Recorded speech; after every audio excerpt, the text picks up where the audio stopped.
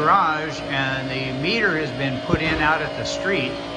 So they've opened up the electric panel after the garage has been painted, and they'll be wiring the circuits in to circuit. And you see the two legs here coming in. This is power coming in. This is power coming in. And this is neutral. They'll soon be ready to be putting circuit breakers in, but just so they have a little power in the garage to use, they put in one breaker here with two 20 amp lines. One of them is for this receptacle in the garage. They use that for the garage door opener to test it. The second line connected is for the refrigerator receptacle, but it also gives them power in the kitchen here to use while they're completing the backsplash and countertops. The electrician has installed a few circuit breakers just to test some of the circuits and to have some power to work with, a little bit of lights. Now you'll notice the 15 amp circuits are lighting circuits, and 20 amp circuits are generally receptacles or outlets. So this is a circuit breaker box in the garage. So the cover is on the circuit breaker box in the garage, the main panel. And you can see this one up here, this shuts off all of the power to the house at 200 amps. So that's like the main switch. And then below here, we have some circuit breakers installed. Some on this side and some on the other, 15 amp. That's on the top of the switch, 15 amp and 20 amp. And then additional ones will be installed along here. This is the 240 volt receptacle for the electric vehicle charging station. Matt is feeding and routing all the wiring into the breaker box. And Matt, is there an order of process here? Ground wires, then neutral and power? Or, yes, sir. I like to land the grounds first because they're in the very back. And then this is a ground bus here, and this is a ground bus here. Okay. And the ground bus is tied to this entire cam. And then after that, after I land all these grounds, I'll go through and land all the neutrals, which are the white wires. Okay. And we have a neutral bus here and a neutral bus here. So I'll go through and I'll land all my neutrals down these terminals. Okay, so a wire goes under each one of those screw heads on the neutral bus on either side. And after I get the neutrals, I'll start putting the breakers in, and I have to pay attention to what size wires I'm landing on which breakers, because we have different size wires here. We have 14 gauge wires, which would be a 15 amp circuit, and we have 12 gauge wires, which would be a 20 amp circuit, and we have some 10 gauge wires, that'll be a 30 amp circuit, and we have some 8 gauge wires, which will be 50 amp circuits. And I also noticed that it looks like you've labeled where each of those wire sets is coming from. I see a sewer, dryer, AC, and looks like a bedroom over here. Yes, sir. We label all these so that when we put the panel cover on, we can take our label maker and accurately label what each breaker goes to. And I can demonstrate here how these breakers go in. That'd be great, thanks. So this here, this is my hot busing. This is the incoming power. And so these breakers, the shoe goes in this little clip here. Okay. And then they press onto the bus bar. So it just kind of snaps in.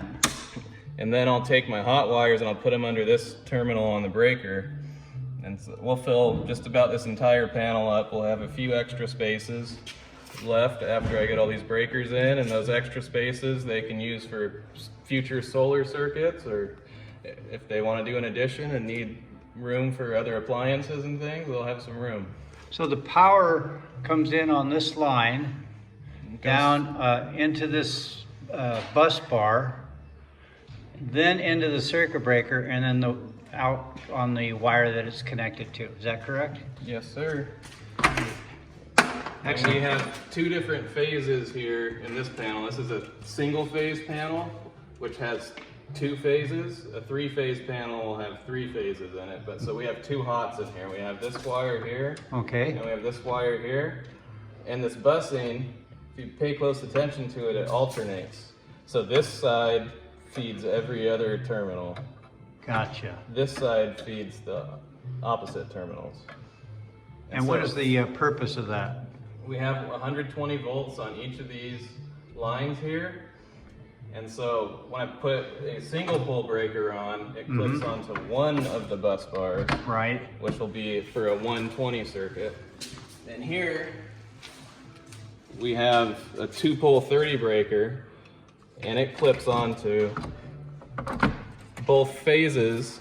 And this way, when I land my dryer circuit, which is a Right. 220 dryer circuit, I will have the hot on each of these wires on two different phases, and that's how we get 220. Okay, so it's 120 from one side and 120 from the other side, and that gives 240 volts to that, in this case, the dryer.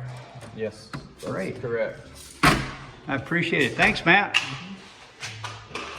So this is one of the lights that is going in the living room, or they installed in the living room here. You can see it's an LED light. And that's the box that it will be mounted with. And for those holes in the ceiling, so these are round lights, there's a special drill attachment to cut that precise hole. They can get it properly centered, and they've got an exactly round hole. Matt's installing one of the outside lights next to the garage. See the garage opening here.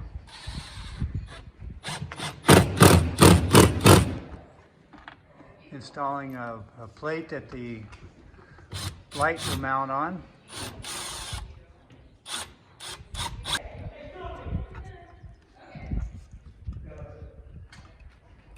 You ever been shocked, Matt? Yeah, quite a few times. What was the first time? What was the situation? Very first time I was putting a light switch in, and it was live. And when I went to go put the light switch in the wall, I touched the screw on the side as I was grounding myself on the flange on it. Learned quick.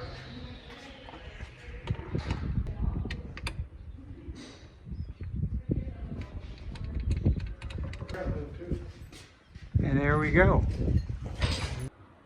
We've got can lights being installed here in the master bedroom. Jonathan down below here, and Matt is up in the attic, stringing the wiring down. In there. What are they called? Pendant lights. This is over the island in the kitchen.